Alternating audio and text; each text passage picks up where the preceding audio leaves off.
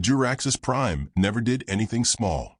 The sky was a molten mauve. The clouds shimmered with floating pollen that smelled faintly of burned sugar and venom, and the gravity had been set, ceremonially, of course, to precisely 1.6 times Earth standard. Just enough to make the humans look like they were sagging with shame. At the center of the amphitheater, built from salt crystals that hummed when touched by sound, 3 golden platforms hovered in perfect silence. Upon them stood the condemned, Ellie Varen, Jonas Red, and Marshall Two Teeth. Their wrists were bound by woven electrosilk. Their feet were bare. Their expressions were identical. Not resigned, not afraid, just inconveniently calm. The execution was to be live-streamed across 9 star systems, translated into 42 dialects, and replayed on loop in Terran border colonies to inspire compliance. The Emperor of the Galactic Empire, a being with translucent skin and too many elbows, had declared it a tasteful closing statement on the human rebellion. A choir of Lernian priestlings squelched onto the stage, their bodies gelatinous and vaguely rhythmic, their mouths producing what could generously be called music. This was the ritual of supplication, meant to soften the veil between death and digestion. It went on for 18 minutes. During it, Ellie watched the wind tug at a single feather caught in the gravity swirl. It reminded her of a wedding veil. That thought annoyed her. Marshall Two Teeth was chewing something. No one knew where he'd gotten it, which was consistent with his reputation. His thick, weathered face didn't move much. Jonas, on the other hand, was smiling. He had a gift for it, the kind of smile that made interrogators uncomfortable and AI glitch. From the front row, Ambassador Kralik observed the humans through a monocle groan from his own optic nerve. He leaned toward his aide. They should be weeping by now. I was told humans are deeply sentimental. The aide, a brittle-furred crustacean with diplomatic ambitions, clicked anxiously. Perhaps the shock has broken their minds. Or, said Kralik, narrowing his vertical pupils, perhaps they're planning something. Above them, the nooses floated into view. Each was a perfect loop of crystalline thread, engineered to dissolve into the neck after full spinal separation. It was considered elegant. Merciful. Ellie squinted up at hers. A hush settled. The final part of the ceremony had begun. The declaration of inferiority. A voice, mechanical, smug, boomed across the arena in perfect standard. For crimes against the Galactic Empire, for harboring insubordinate thought patterns, and for winning battles that should not have been winnable, you are hereby judged as lesser. Ellie rolled her shoulders. The electro-silk tightened in response. She ignored it. You are not species. You are not citizens. You are not even regrettable errors. You are entertainment. The crowd roared in approval, clapping, tentacle slapping, vibrating their fronds. Cameras pivoted to catch their joy. Somewhere, someone was selling commemorative mugs. Any last words? The voice asked. Jonas leaned forward slightly, eyes half-lidded. Yes, he said. I've always hated your fashion sense. The voice paused. That was not a request for commentary. No, but I like to give back, he replied cheerfully. Marshall Two Teeth spat something brown and smoking. Ellie glanced at him. He nodded once. The nooses began to descend. Somewhere above, a glimmer sparked, no larger than a firefly. A flicker most mistook for lens flare. But Ellie saw it. She tilted her head, just slightly, to catch the angle. Gravity here had a way of distorting perception. One wrong guess, and your intestines might try to leave through your ears. The flicker sharpened into a line. The line split into 3. Then, blink. The world exploded. It wasn't a boom, not at first. It was silence collapsing inward, then being yanked backward like a slingshot. The golden platforms launched upward, not downward, shattering their ceremonial constraints as hidden thrusters ignited.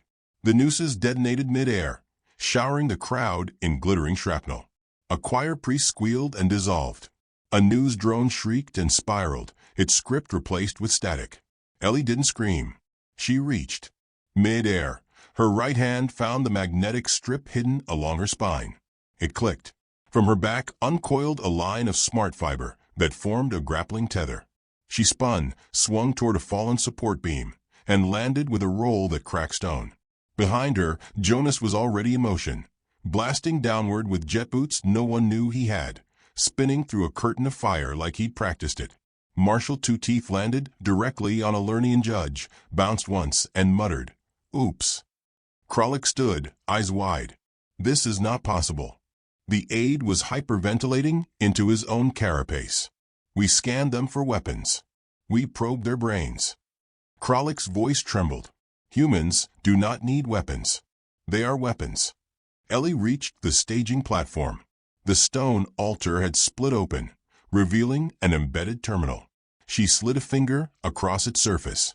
It lit up, human code etched over alien software. A backdoor planted months ago. "Hi there," said a voice from the console. It sounded like a cheerful Earthchild. "Would you like to end galactic broadcast programs for all known systems?" Ellie smiled faintly. Yes. The signal pulsed outward, a wave of electromagnetic sabotage wrapped in ceremonial coding. Every screen, every drone, every translation relay choked. The crowd's roar turned into panic. Someone yelled poison, someone else shouted the prophecy, and someone simply ran in a circle, flailing. Jonas landed beside her, out of breath, but still smiling. "You always pick the dramatic entrances. You brought confetti to a firing squad once," she reminded him. And it worked. They turned to see Marshal Two Teeth dragging a stunned executioner by the leg. He dropped him unceremoniously. "We done?" he asked. "Almost," Ellie said.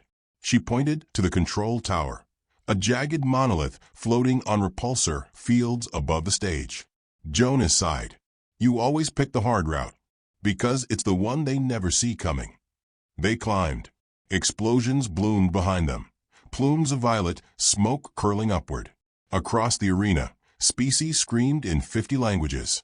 The Emperor was being carried away in a golden hoverbath, yelling something about sacred bylaws and unauthorized improvisation. At the top of the control tower, Ellie reached into her collar, pulled free a chip the size of a thumbnail. She slotted it into the tower's command core. Lights flickered. Jonas watched the horizon. Fleets moving. "They'll scan for orbital weapon signatures," Ellie said, "and find nothing. They'll panic. They should." The chip pulsed once. Far above, the fleet's jump drives began to desync. Not explode. Not shut down. Just question themselves. Fail soft. Confuse location with emotion. Time with memory. A kind of engineered existential crisis for starships. "They shouldn't have televised this," Ellie said softly. Jonas looked at her. "You okay?" She nodded, just remembering. Below, the chaos peaked. The crowd scattered. Kralik was trying to activate diplomatic immunity through a device that now played 1980s sitcom laugh tracks on loop. Ellie turned. Her eyes were calm, her voice unshaken. Time to leave. They made their way to the extraction point, a cloaked human ship disguised as a monument to the Empire's first conquest. It had been parked there for years. No one ever looked too closely at art. As the door sealed behind them, Jonas leaned against the bulkhead. That went well. Marshal Two Teeth grunted. "Could have used more fire." "Next time," Ellie said. The ship detached silently, blending into the electric storm rising over Juraxis Prime. Behind them, the amphitheater smoked. Statues cracked. Systems blinked out, one by one. No triumph music played. No speeches. Just the soft hum of escape, the weight of silence between wars, and the quiet knowledge that the Empire had swallowed bait so beautiful it never thought to chew. Ellie sat alone in the observation chair, eyes closed. "Stage 1 complete," she whispered. And the stars, blinking faintly, did not disagree. The cell wasn't meant for someone like Ellie Varon. It was meant for intimidation. Glass walls. No shadows. A ceiling programmed to mimic the suffocating slowness of time. The Empire had designed it to break dignitaries and war criminals alike, bathing them in artificial stillness until even their thoughts slowed. Ellie counted the pulse in her left wrist. 42 beats per minute. Still efficient. She sat cross-legged in the center of the room, elbows on knees, spine straight. The cuffs on her wrists glowed faintly, Enough charge to sever a limb, if it came to that. But she'd already mapped the discharge delay. 1.3 seconds. Long enough to weaponize the wall, if needed. The floor beneath her vibrated once. Quiet, like a breath being held. "Prisoner 117V," said a voice overhead, male, officious, with a practiced air of superiority. "You have been granted an audience." Ellie looked up slowly. How magnanimous. The voice didn't reply. The door shimmered open with a sigh.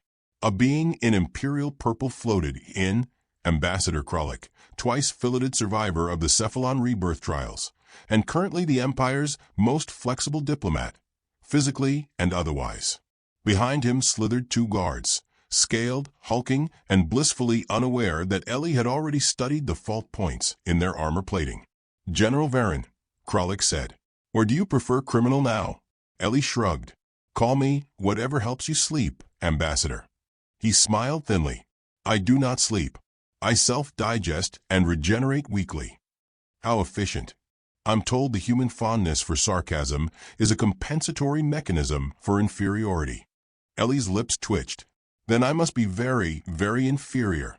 Kralik drifted closer. His limbs retracted, reshaping into something more humanoid. It was meant to appear friendly. The Empire had never quite mastered the difference between courtesy and coercion. "You've been cooperative," he began. "Curiously so. You allowed capture. You offered no resistance.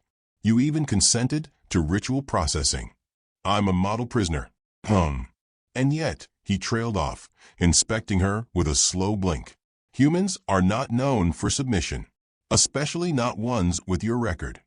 Ellie said nothing. The silence stretched. "You were at Corval Station," he added, "during the rebellion. That facility held 13 billion credits in unprocessed antimatter. You left none." "It was an accident," she said blandly. "Slipped." "You were also present during the Cascade Rebellion, where every ship in a 7-system radius shut down simultaneously for exactly 12 minutes. Ellie tilted her head. "Everyone deserves a break now and then." Kralik's eyes narrowed. "And there's the incident on Galta, 4. The paperclip." She looked amused. "I don't recall." "No," he pressed. "Then perhaps you'll explain how an unarmed, isolated human officer reduced an entire command moon into orbital gravel, while in solitary confinement, with no recorded tools save a metal clip and a spoon." She smiled. "You said it yourself. Humans are very compensatory." His features rippled in irritation. "Do you not understand your situation? You are to be executed. Publicly. Elegantly. You will be streamed across the stars as a cautionary ballet." Ellie stood slowly. The guards tensed. She ignored them. "You think you're in control," she said. "You're not. You never were." "Is that defiance, General?" "No. It's a warning." Kralik hissed, a sound like oil over coals. "You believe you're frightening?" "No," she said quietly. "I believe I'm already inside your systems." The pause was beautiful. Kralik blinked once, his kind's version of panic. He glanced at the guards, at the wall behind her, at the floor. "You're bluffing." "You're bleeding," she replied, pointing at his wrist. He looked. A single drop of bright blue was dripping from one of his joints. A wound too fine to feel. "What?" "Not my work," she added. "Yours. Your own systems, when turned against you, don't always obey polite instructions. They panic." She sat back down, calm, controlled. "You're baiting the human race, Kralik. And worse, you're assuming we don't know." He moved too fast. An arm extended toward her, jagged with bone. The guards stepped forward and froze. Their suits blinked once, rebooted, then locked solid. Ellie didn't move. She looked up again. "Ask your fleet command why their beacons stuttered this morning. Ask them why their left flank keeps turning inside toward empty space. They said solar interference. And you believe them." Kralik's face shifted again, this time not in anger, but something colder. "Calculation. What do you want?" "Nothing." "No demands?" "No." He stared at her. "Then what is this?" She met his eyes. A warning shot. A long silence. Kralik straightened. reassembling his limbs into ceremonial form. You know, your species makes noise well beyond its weight. Bark, bark, bark. But history will remember who held the leash. Ellie stood once more, close now, closer than his kind preferred. History, she said, is being rewritten every minute. Check your feeds. See if you're still the protagonist. With that, she stepped back, hands still bound, posture still perfect. Kralik turned. The guards followed, their suits glitching faintly. The door closed behind them. Ellie exhaled. Just once.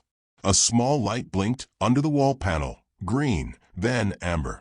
"Jonas," she murmured. A voice answered through her right ear. "We're in position. Marshall says the platform charges feel tingly." "Good.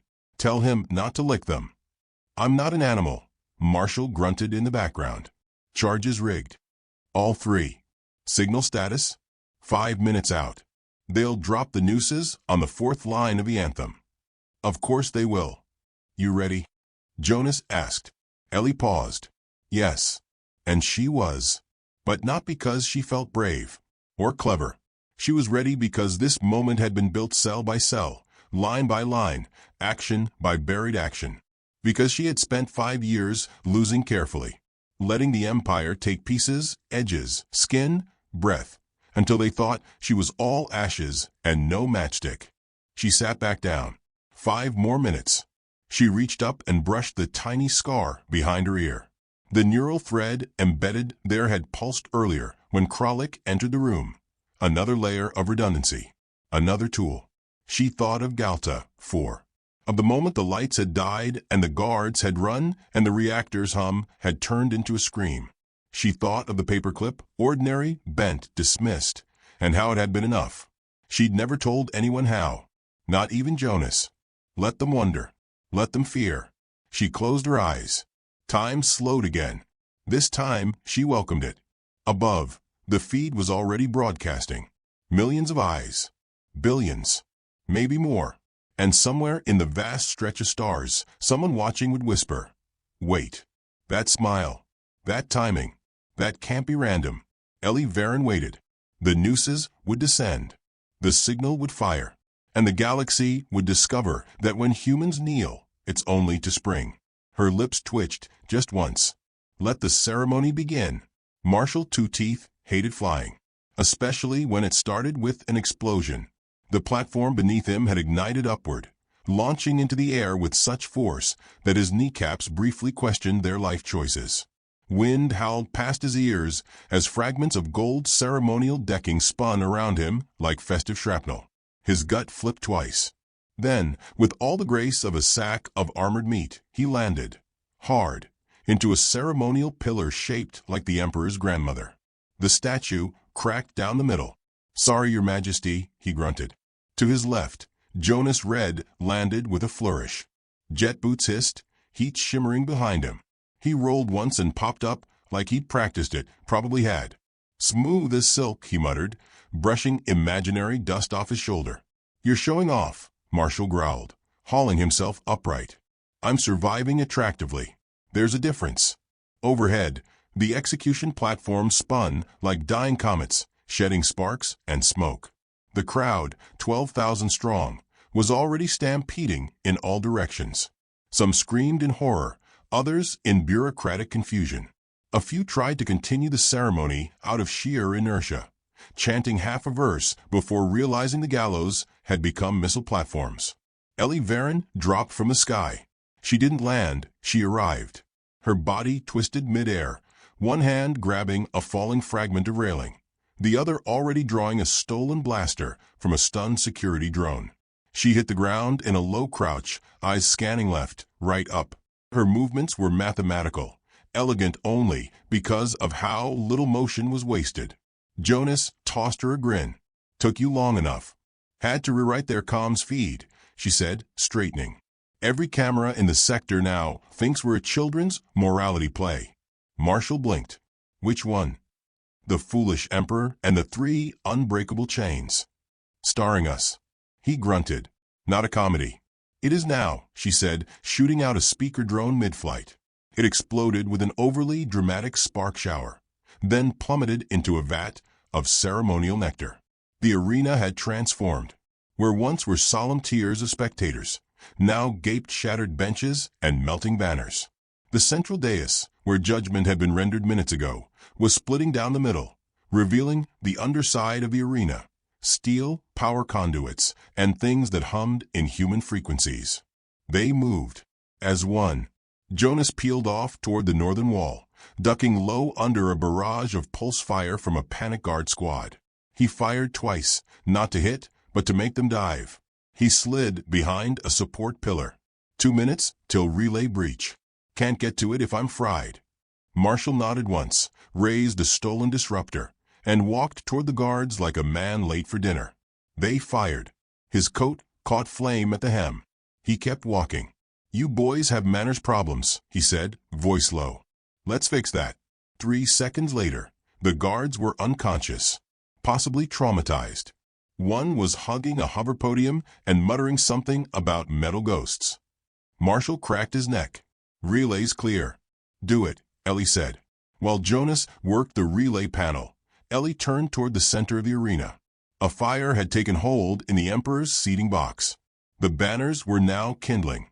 Somewhere nearby, a quartet of robotic musicians continued playing ceremonial harp music, on fire but dedicated. She climbed onto the fallen central gallows. Its frame bent beneath her weight, creaking with protest. She looked up. The sky of Juraxis Prime had shifted, the storm front folding inward. It was darker now, less theatrical, more impending. She activated her neural link. "Fleet position." A voice crackled, "Valen, hidden aboard the cloaked command ship." "Still holding. We've disrupted their early warning net. One patrol picked us up, but dismissed it as phantom echo." "Idiots. They're very proud of their technology." "They always are," Ellie muttered. Below her, the hangman's altar now emitted a faint blue pulse, a signal beacon buried under layers of ceremonial protocol. A signal only one ship in the galaxy would recognize. "Signal acquired," Valen confirmed. "We're locked." Marshall looked up. "You calling it in?" "Not yet," she said. The platform beneath her vibrated slightly. Not with movement, but resonance. Ellie dropped to one knee, hand pressed to the surface. Beneath the surface, deep in the Empire's ceremonial root systems, an old Terran virus stirred. Something she'd planted 6 years ago on a diplomatic tour. It wasn't software in the conventional sense. It was a logic flaw, buried in ritual. A mirrored instruction that forced any Imperial control node to treat Ellie Varen's biometric signal as a default ceremony trigger. Not a weapon, something worse. A reset. One that would cascade. "Jonas," she said, "are the secondary amplifiers in place?" He gave a thumbs up. "Daisy-chained. All we need is your go code." She stood. "Marshall." "Ready." They didn't need long speeches. They didn't believe in glory. They believed in velocity and surprise. Ellie pressed her thumb into the center of the platform's command mark. It hissed, flared, and went white. Every ceremonial device in the arena, lights, cameras, sound systems, banners, even the tea-warming trays, rebooted. And then failed. Spectacularly. Above, the grand chandelier, 30 meters wide and made of sentient crystal, screamed in binary and detonated. Sparks rained down. The Emperor's bath exploded. Somewhere, a bureaucrat whispered, "This wasn't in the program." The signal pulsed outward. Juraxis Prime's atmosphere flickered. The satellite network blinked out. The orbital array misfired, and instead of broadcasting the execution to 40 systems, it began streaming the ancient Earth sitcom Golden Girls, dubbed in Lernian. The Galactic Empire's flag, a floating projection of fire and order, began showing blooper reels. And still, Ellie stood silent. Then, as the sky tore with the arrival of untraceable vessels, she finally moved. The human fleet did not decloak. It materialized as if stepping through the folds of space. No warnings. No mercy. No theatrics. 3 capital ships, sleek and matte black, glided into atmosphere like falling judgment. Beneath them, dropships peeled off, targeted, silent, unmanned. Not an invasion. A cleanup. The crowd stopped moving. Shock anchored their limbs. One alien turned to another and asked, in a terrified whisper, "Why didn't the Empire prepare for this?" "They did," the second replied. "That's what the ceremony was." Marshall chuckled grimly. "You'd think after 25 encounters, they'd learn humans don't do gallows well." Jonas adjusted his jacket. Not as neckwear, anyway. Ellie finally descended from a platform. Each step rang out over the quiet.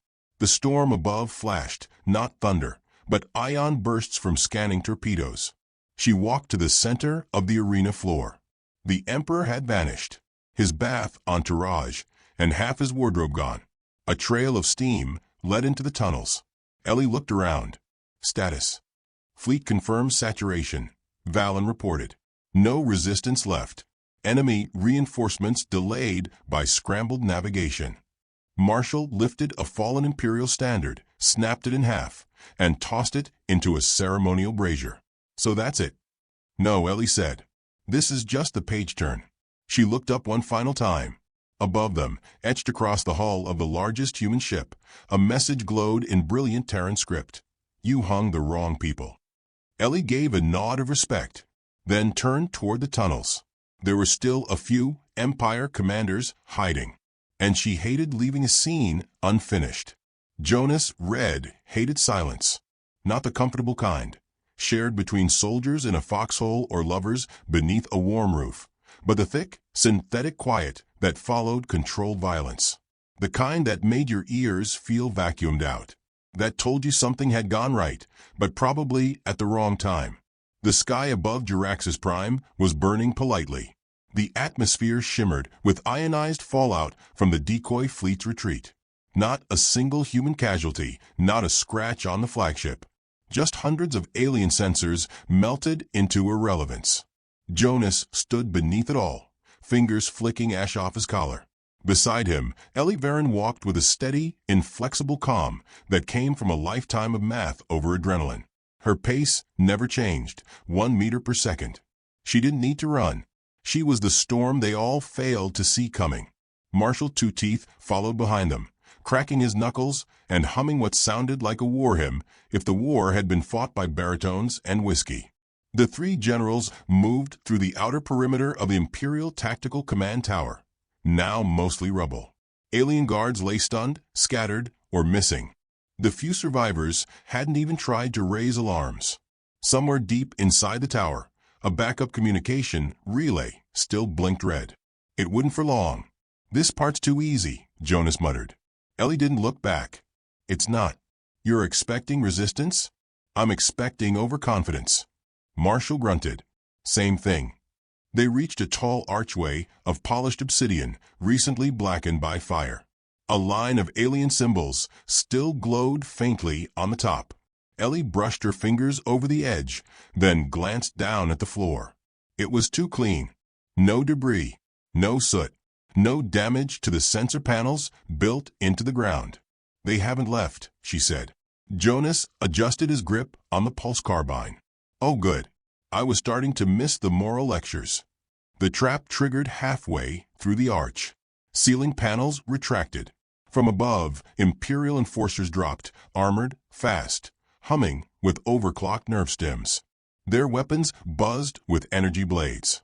6 of them, one for each angle of the arch. Jonas dropped immediately, rolled to the right, fired without aiming. One enforcer took the blast directly to the throat, crumpled mid-air. Marshall threw a fallen column into another. The impact crushed both the target and the stone beneath it. Ellie didn't flinch. She turned, stepped backward, let gravity pull her into a crouch, and drove her elbow into the soft spot between the helmet seals of the nearest enforcer. Her other hand snatched the blade from his gauntlet and flicked it backward into the chest of another before the corpse finished falling. Jonas rose, spun, caught a strike on his forearm guard, winced, and headbutt the alien into unconsciousness. "They always go for the dramatic entrances," he gasped. "They think fear is a shortcut," Ellie replied, already moving. Marshall let the last enforcer come to him. He didn't dodge the blade. He just took the hit on his shoulder, growled, and then pulled the entire armored figure into a bear hug. There was a loud crunch, a scream, and then quiet. Blood, blue and smoking, dripped onto the stone. They learn nothing, he said, tossing the limp body aside. Ellie knelt by the control panel embedded near the wall. She sliced her thumb across the DNA reader. The system resisted, sputtered, then switched languages mid-process and opened. You programmed their base to recognize you as Imperial hierarchy, Jonas asked. I reprogrammed their ceremony codes years ago, she replied. They never updated the network. They entered the final chamber. It wasn't a war room. Not anymore. This had once been the inner sanctum for the sector viceroy, Krolek's own command node. Now, it was empty save for one towering console in the middle and the faint hum of planet-wide defense protocols waiting to activate. Ellie walked to the console. Her fingers hovered above it. Wait, Jonas said. You're going to trigger the cascade from here? This console is still linked to the orbital registry.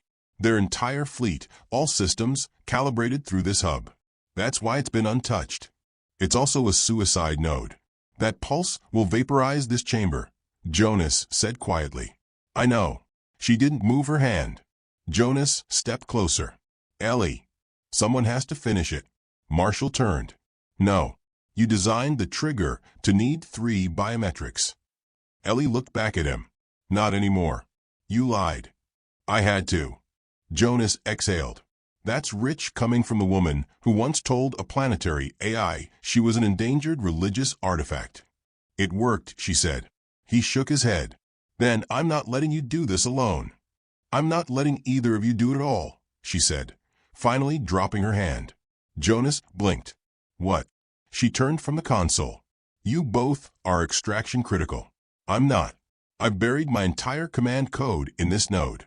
When the pulse fires, it will erase every digital mention of the human generals.